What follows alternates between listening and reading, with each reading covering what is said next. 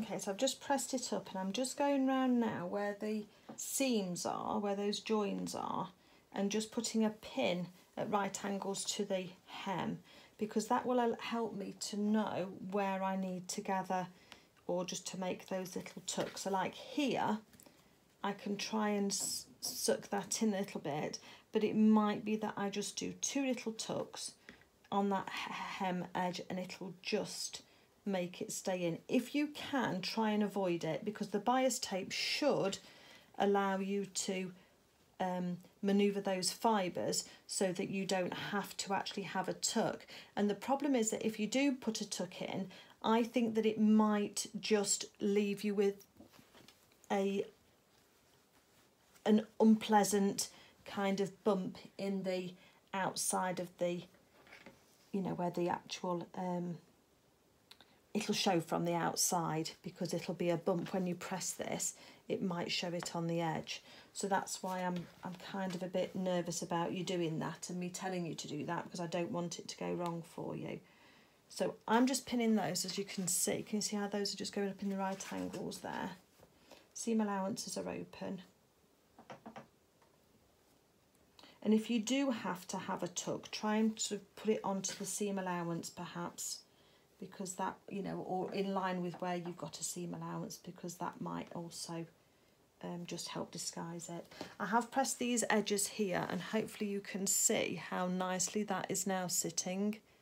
So the understitching definitely stops that front edge from curling out and gives it a bit of an edge.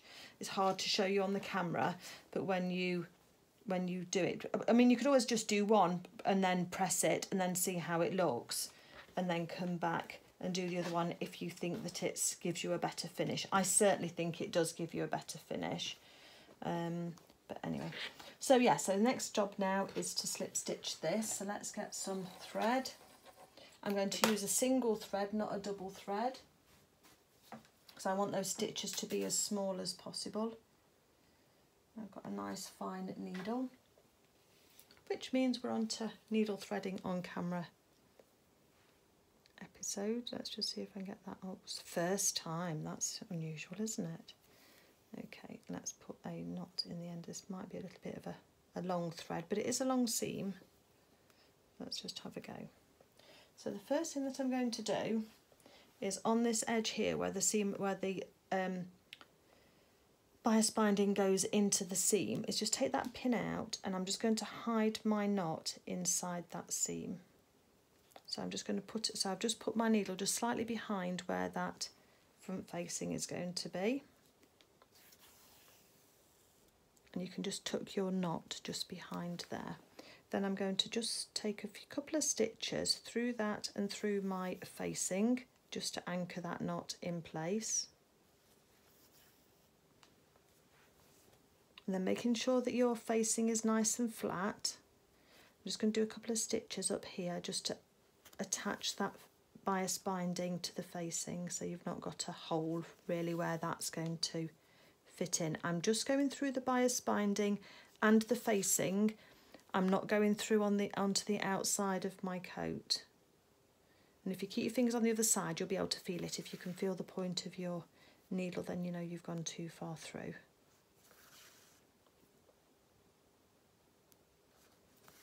I'm just going to take a couple of stitches just at this top juncture here where that is joining the facing, just to hold on to that. Right, now I'm going to turn it around the other way now, because now I'm going to start and go across this way. So starting with the little bit of the seam allowance, let's take a little stitch of that and go through our bias binding just to start us off. Now, so I'm using my fingers just to sort of squish the bias binding down. I'm going to take a couple of threads just on the back of the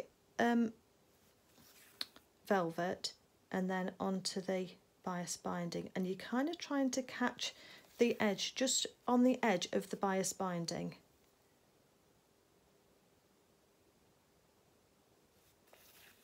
Just, I mean, this colour of this thread is going to make this look almost impossible for you to see, but that's the idea.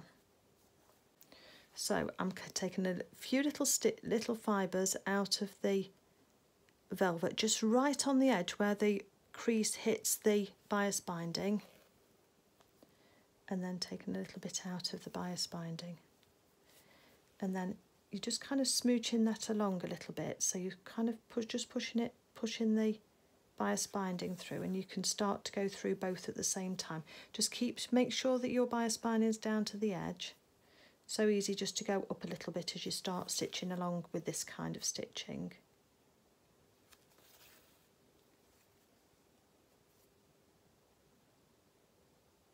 Every now and again I'm just sort of making sure that if any extra length is going into the of the bias binding is sort of like moving along as I do a little few stitches. So can you see I've got a little bit extra there, and so I've got a bump here, so if I just put my finger on it, can you see a little bit moved across that way towards the right, and then I can take a stitch, and that's just taking that fullness in as you start to stitch. If you look on the other side, those stitches are invisible. Look, you can't see them at all. You can see the edge of the bias binding and you can't hide that. You're going to see that. But if I put my fingers behind there, I can't pull that hem away because we've got those fibres are actually hiding those stitches. So let's just carry on a little bit more to this edge. So again, see a little bump, just put my thumb on it and it's just moving it along a little bit. And I'm hoping by the time we get to the seam allowance, we won't have anything left to ease in, but if we do, I'll put a little tuck just on that seam allowance.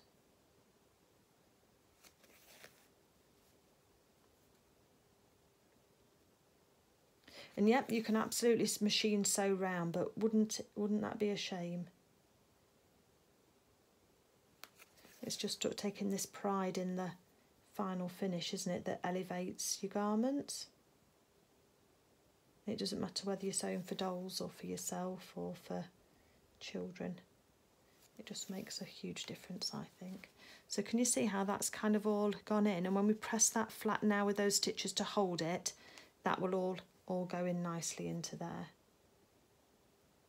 So when I get to a seam allowance, I'm going to take a double stitch just to sort of lock it in place, because we've only got a single thread, haven't we, that we're using for our hem. So double stitch to hold that in place, then I can take that pin out. Now here I have pressed a little crease in, so I'm just going to move that crease along so that it's in line with the seam allowance, because then hopefully it won't show up as much when it's on that edge. So that's going through the seam allowance, making sure that you've got your hem down to the bottom again, and then we can start moving on to the next section. Okay, so I'm just going to carry on all the way along doing that. So remember where you've got your bumps, just put your thumb on it just to help smooth it down and push some of that fullness across without it being too thick for you. And that should then help you get a nice finish on the back edge of your dress, of your skating coat. You can't not have any visible or not, but out of anything, that's probably pretty good, I think, really. Okay, and also the front panels, because of course you've got your facing, you haven't got any hem stitches there at all. So as you're looking at Luna, you won't see it. It's only as you start to come around the edge here. And if you've got a trim, you could always put a trim around if you wanted to, couldn't you? You could always line that up, and you could always open up the seam a little bit and just tuck it inside there and not have it on the front panels, but have it coming round. That would help hide it for you. But if you want to stay true to the way that Sarah's designed it in the book, then this is what you will be doing next. Okay, I'm going to finish this hem off and then I will come back to you, and we'll be talking about attaching our hook and eye, which we've got to do, and we will be also just tacking down in places this facing, just to make that so that all stays nice and down. This fabric isn't fraying, so do you know what, I don't think you actually need to overlock or to neaten the edges on this fabric. It's pretty good, so I won't be neatening mine. And I know I've not said about neatening as we've been going along, so apologies for that if you'd have wanted to, or you're using a fabric that does fray. Just remember just to neaten your seams, your seam allowances. But yeah, I'll carry on with that, and then we'll come back to put the bow on, put the hook and eye on, and just finish off this collar. Okay. Okay, so last time I left you, we were just sewing on this bottom bias binding trim, and I've yet to press it since I've sewn it, but I've managed to get that in without any tucks at all in the actual bias trim itself. It's come close in a couple of places, but just using that technique I showed you, then I've managed to get this in all the way round without any tucks at all. I mean, it's quite close there, isn't it? That probably will iron in as a tuck, but we'll see as we go.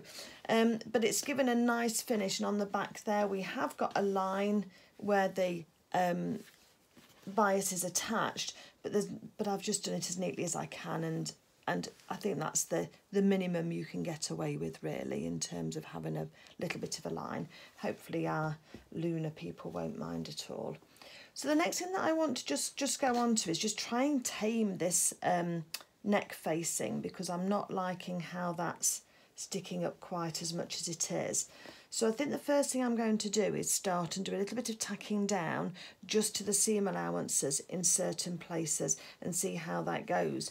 You've got to be really careful because your fur trim is a polyester. It's going to be a nylon fibre, an artificial fibre, and therefore if you get too close with your iron, it's going, I suspect, I haven't tried it, but it's going to melt, and so we don't really want that to be happening. The first thing I'm going to do is just trim off some of this little fur excess that's just sort of poking through.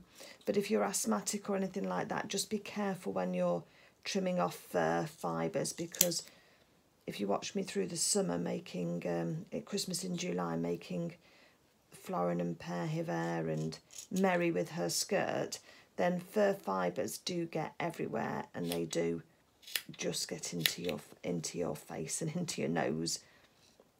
So they can just be a little bit of a nuisance. If you're concerned at all, have a piece of sellotape nearby and just attach those fur fibres, you know, to a piece of sellotape or one of those lint rollers so that you can pick that up as you're going along. So I'm just trimming off anywhere where the fur fibres are longer on the inside, because we don't need those. They're not going to help at all. And then I'm going to thread a needle with some thread. Oops, sorry, not the camera. There's my glasses, need those. And then just start with a few little hand stitches just to tie this down. I wouldn't suggest that you try and machine this down, because I think it's just too tight an area to be working with, and I think you're going to come unstuck with that. So let's just do a quilter's knot just to hold that down. Okay, I'm going to start at the centre back, because the last thing I want is that this is going to start and twist. So let's just take wherever we are at centre back, just pull it forward, make sure that that's going okay. Probably a couple of these little snips could do with being a little bit deeper. So that will help it sit a little better too. Just take it up too, but not through the stitches, just so that that's all fine before you snip it, before you trim it down, not trim it down, before you tack it down. And then just make sure that you've got that sort of sitting nicely. We can hide the knot underneath into that seam allowance. And then I'm just going through the leg of a seam allowance and just doing a few stitches along that back facing just at that point, just to hold that down. But I'm trying very hard not to go through the back of my coat, because you don't want to spoil the lines on the back of the coat. Normally you can pick up the seam allowance with the point of your needle, and that will just be enough just to attach that down. Okay, so a few stitches in place, and then we'll trim this off. As I say, it's just that tacking. Let's put another knot in the end for our next section. So let's move over now to the top of the shoulder. So again, attaching shoulder to shoulder seam to shoulder seam, and again I'm just going to do a few stitches at that point just there, just to attach those two together. So I'm attaching it where I can do it invisibly, and that is generally where there's a seam allowance or a seam point already. Not in my thread, that's all I need, thank you. So it's where there's already seam allowance that I can attach it to. I'm not attaching it through the back of the coat at all. So let's go to the other seam allowance now for the other shoulder. So just kind of pull it apart and you can see the line where everything is. You can just pull that over and just do a few stitches. Oh, forgot to put my knot in the end. There we go.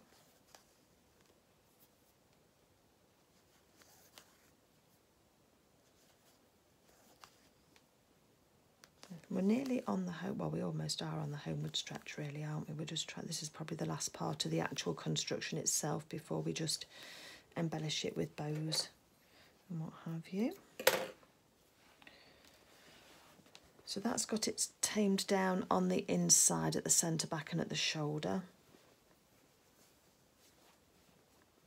I might also just put a couple of stitches on this seam allowance just here, just holding that facing down, just so that that's held down too. Right.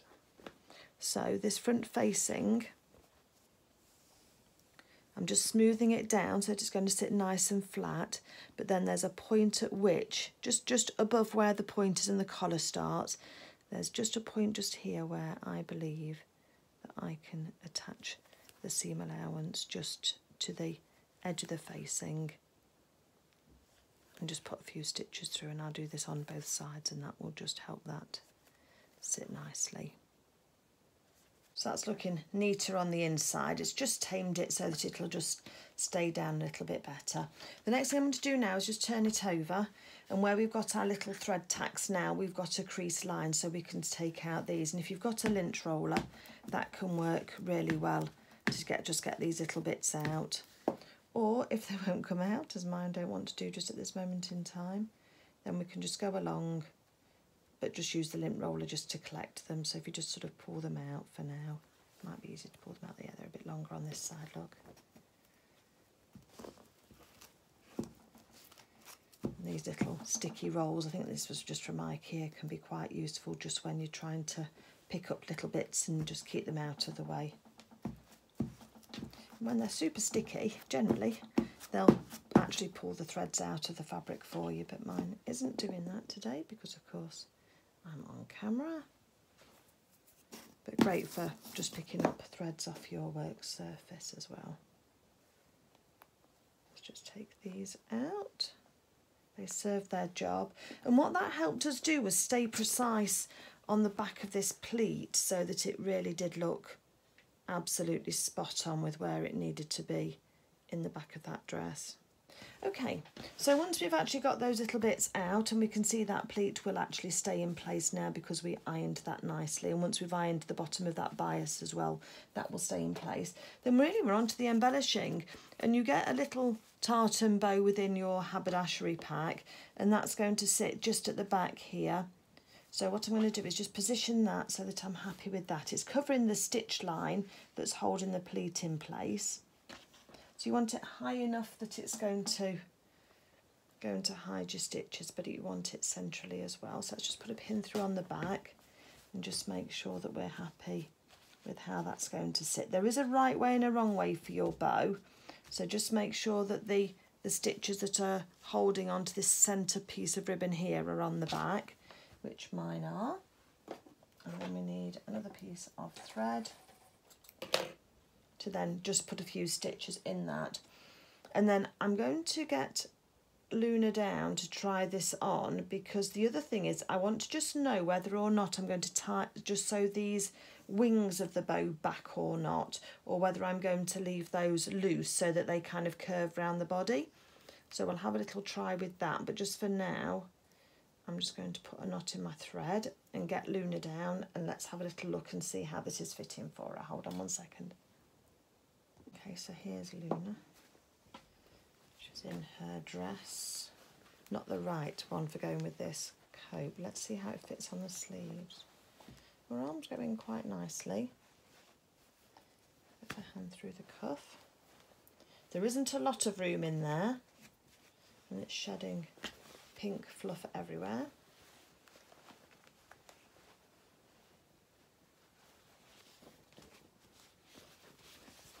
Let's just see how you're looking in this then, Luna.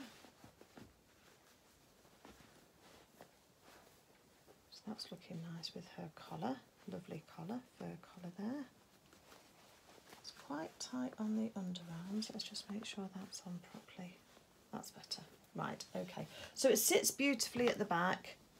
It depends if you want to have the look where the wings of the bow are loose and standing up, or whether you want to just tie those back. I might tie those ones back, the first ones back, but then keep the tails and then this bow here loose. And I think I will do that with mine.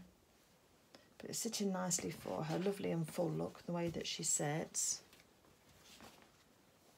And then we're going to talk about doing your clasp at the front as well there, because I know there's a hook and eye, but I've got a couple of different ideas that people might like to consider for theirs. Okay, so Luna looks fine in that. That fits nicely. The length is good on her. Okay, let's go back to sewing on the bow. While she's got it on though, shall we? I'll tell you what, let's talk about the fastenings now while she's got it on. Otherwise, I've been taking it on and taking it off for her, won't I? So, the pattern calls for hook and eye, which you need to use from your stash. The trouble is that when I had a look at my stash, I've got these ones, which are black, which I would suggest is the colour that you use. But they're just a little bit too big, look. They're just a bit too big, I think, for her, for on there. It's just going to be quite, even if I hide them, it's quite a lot to try and hide. And then the only other ones that I've got that are hooks and eyes are silver. And I think that I'm going to be able to see the silver. So I was a bit nonplussed about that. So these are the smaller ones, which are the right size, I think, for stitching on the inside there and then just attaching together. But they're silver, and I think they're going to show when you're looking at her. I think they're going to show more than the black ones do. So, what is it called when you've not got something? It's the mother of invention, something like that. What I have got is I've either got a little black button like this one. Whoops, if I don't drop it. Little dome button.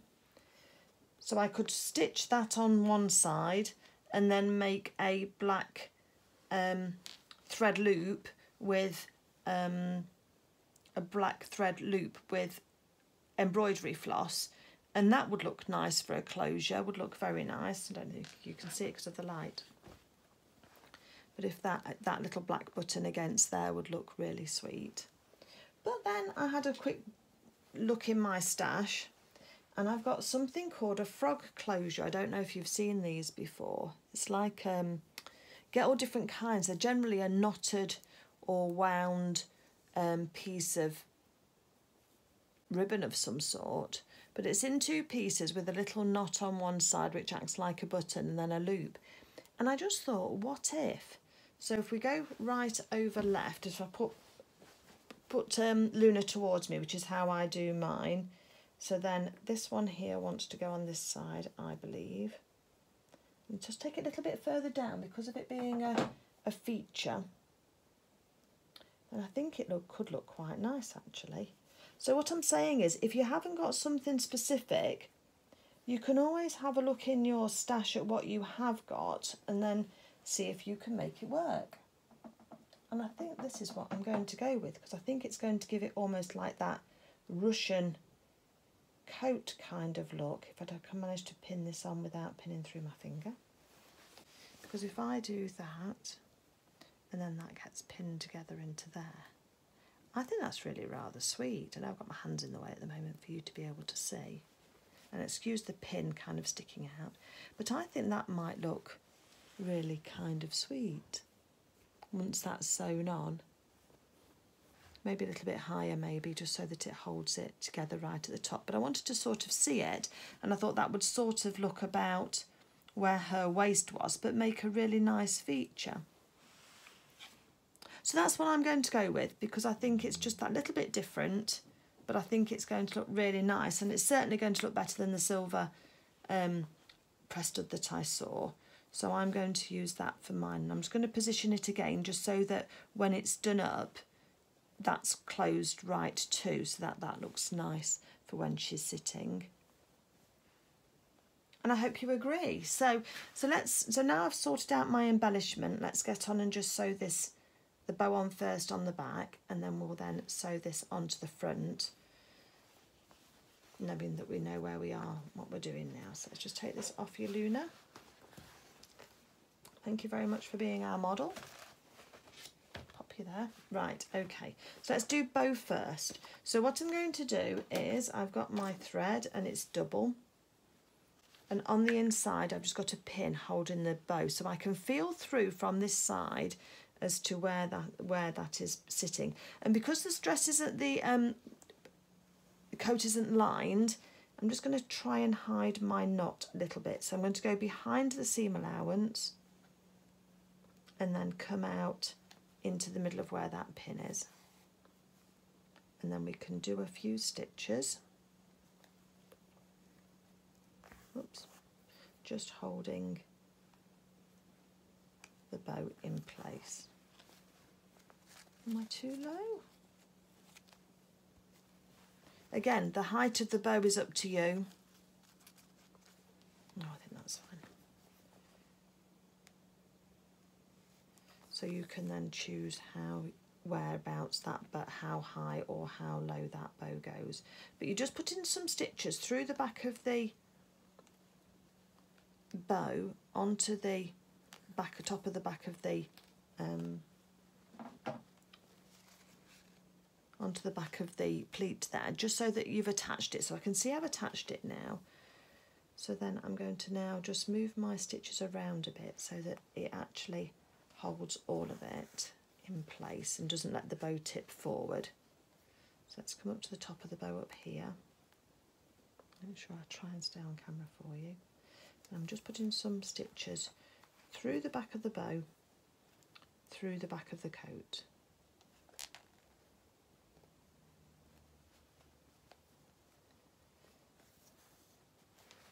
So that's now got the bow on, but I'm also going to just tack these slightly down so I can see that there's one. If I go back to the princess seam and go through one section of the pleat, that would be good. So let me just travel my thread across through the back of the coat to where that seam allowance is. I'm going to open the bow up slightly,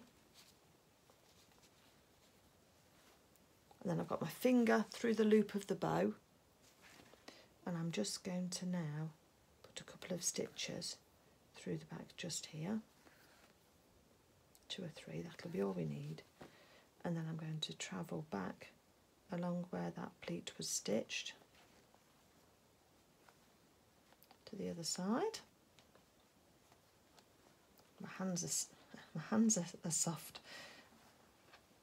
Don't try and sew when you've had to put some moisturiser on your hands. And then let's open up the back bow of this side as well. I can slot my finger inside that one. And then travel over to the back this side to where the princess seam is, and a couple more stitches just on the back of the bow just there. And that'll hold the back bow down but without compromising the fullness of the bow on the front. So let's have a look. And obviously you want to make sure that you're sewing it on straight as well. So those bits there are just tied down, stitched down, but these bits of the bow here, this top bit, because it's like a double bow, isn't it? That's all nice and loose. Okay, so that's got that looking nice and smart for Luna, and you can choose whether you have it just flat or whether you puff it up. Right, let's go on to the front then now. I'm going to change my thread colour to black to match the actual closure itself. Want to just sew a hook and eye on, please go ahead and do that. There's no right or wrong answer with this, it's just however you want to do this. Okay, let's have a little look. So we did think we needed it to go a little bit higher, didn't we? But we've got the right side because I held it against me so that I could see, and I'm going to move it slightly back as well so that it keeps it together a little bit more.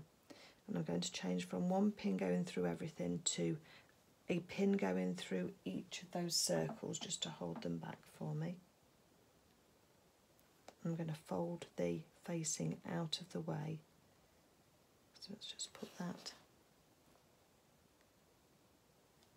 It's quite dense, that ribbon is, but it should be okay. And if I just undo that one, we can hide the stitches holding this on behind the facing, because then we can then tack the facing down to the seam allowance just there, and that will cover it. So I'm just making sure that that's looking straight. And now we want to use the bottom of the collar as our guide. But that one's about right, so maybe they weren't quite even last time. And I'm just going to move that one slightly back as well. Let's open up the facing and put the first pin through just to hold that in place. And let's just put a little pin through here to hold that in place too. So the facing will hide our stitches, and that's how it will look with that. Just make sure your hem's level and where it's going to hit for the closure is level. Because it's all about being level, isn't it? There's nothing worse than, I think that ends down slightly. So let me just, it's worth taking the time just to get it absolutely spot on now than having to undo it. So let's just go in. I'm going to do a few stitches around the back of here. You'll be able to, if you fold back the facing, you can feel the closure through the back. Get the pin out of the way so I can get the needle. And I'm just going to do a few stitches around, almost around the outside, so I can feel through the back, and I'm just going in a circle, just doing some stitches around the back of this first circle, almost to the edge of it, so I can see where it is, or feel where it is, should I say. And that's going to help just tack that on. So have a look from the front, make sure you can't see my stitches. So I need a few more towards the front of it here.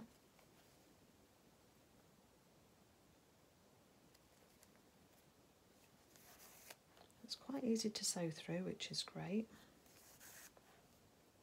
And I'm not worrying too much about being tidy, because we're going to be hiding it with the facing when we put the facing back over these stitches, because the facing is here, and then I'm sewing that on to the front of the coat there. We've got a stitch just there. Right, we've got a stitch there I need to get rid of because I can see that. And then the facing is going to go over the top there. So the facing is lifted out of the way to stitch it on, and then I'll fold that back over and just do a little stitch to the seam allowance to hold that down.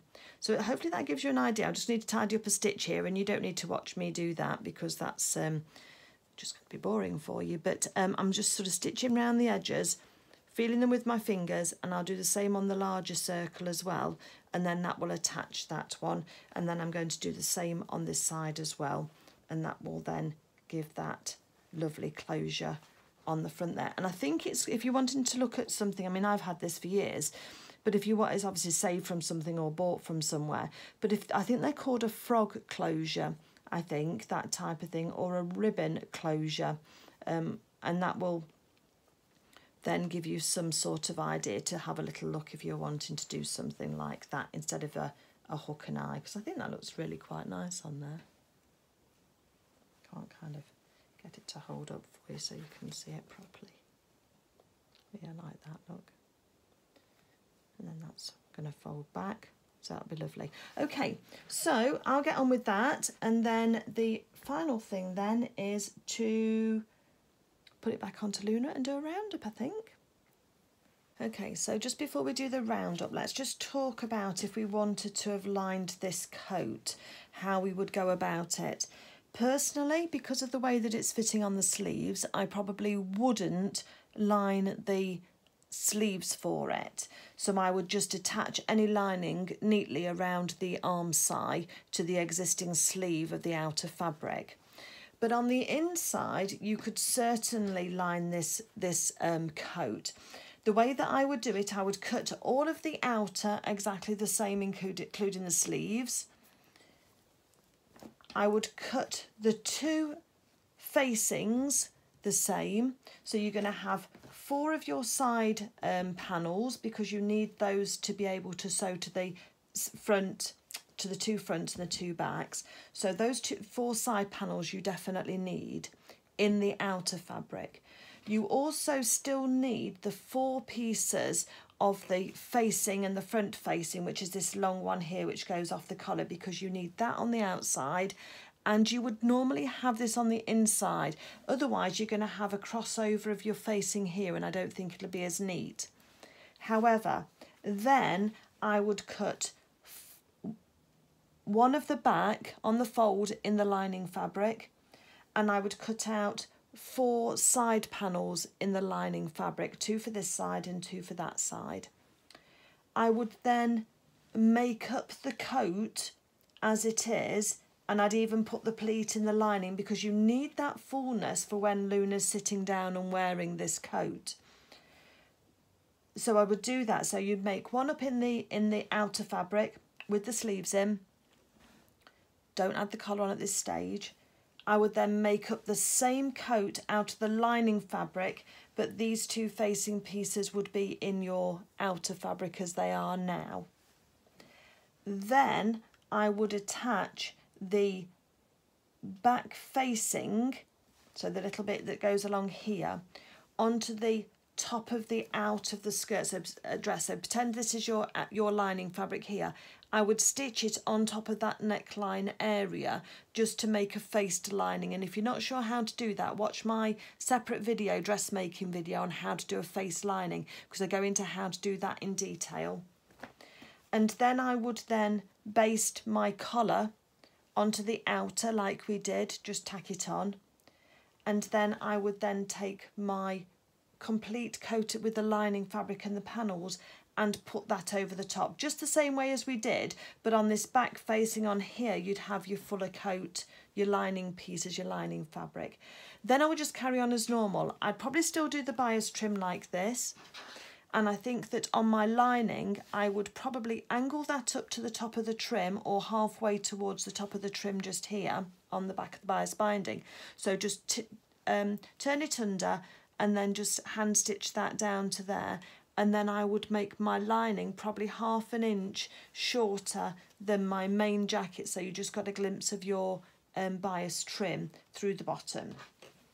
And then you'd be able to finish it off just as you have done. You just, as you'd opened it up, you just have your lining that would show there. All your seams would be on the inside together, so your lining seams would match your outer seams, they'd all be inside, and it would make it a much nicer. Just for speed today I haven't done that, but if I were to make this again, then I very probably would end up doing that lining onto that coat. So yeah, it's a beautiful coat. Let me just pop it onto Luna again. Hopefully you like the frog fastening that we've got on there as well. I think that looks really sweet on there with that fur trim. And I will then do the roundup, and I'll get editing, and then you'll be able to get started on yours. So here we go. Here's Luna's lovely skating coat. The light's just catching it a little strangely, especially where that hem is, but believe me, it does all sit really nicely. Lovely fur collar. I have changed the frog facing on there, as you can see, but I think that looks really nice. If I just turn around, got a lovely collar there.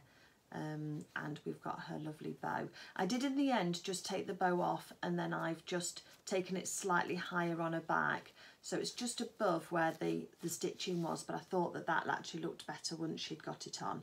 So there she is, and it fits beautifully. The arms a little bit tight, but not too bad. There's room at the top, but just around the cuff it's a little bit tight, but that'll depend on how firmly you stuff your Luna. And I hope you've really enjoyed sewing with me today. if you can give the video a thumbs up, the best way to support my channel and push it out to other people is to give my videos a thumbs up. It's lovely if you'll subscribe, and we're about 60% non-subscribers and 40% subscribers who do watch my channel. So if you are happy to subscribe, I'd love to have you along, because I'm almost at 2,000 followers or 2,000 subscribers, and so I'm really looking forward and excited to hitting that next milestone. So thank you to everybody who is already a subscriber. I really appreciate you being here. But a thumbs up and a comment is that what actually will count as an interaction with my channel, and then we'll push it on out further to more and more people, which I would be eternally grateful for, because it does take quite a long time to make these videos and to pop these up for you, and as I say, from the feedback, everybody seems to get a lot of value from them. So if you are able just to do that for me, I would be really, really grateful. Anyway, I'm going to get on with with editing this video now, so I can get it live for you. And I hope that you've enjoyed making the winter coat, the skating coat.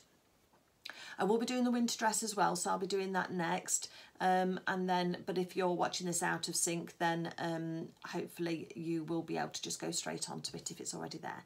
But I hope you've enjoyed stitching with me today. Hope you've enjoyed the coat. Thank you for being here. I really appreciate you watching my videos and supporting me. And I hope that you all have a lovely time stitching. Take care, everybody. See you soon. Bye.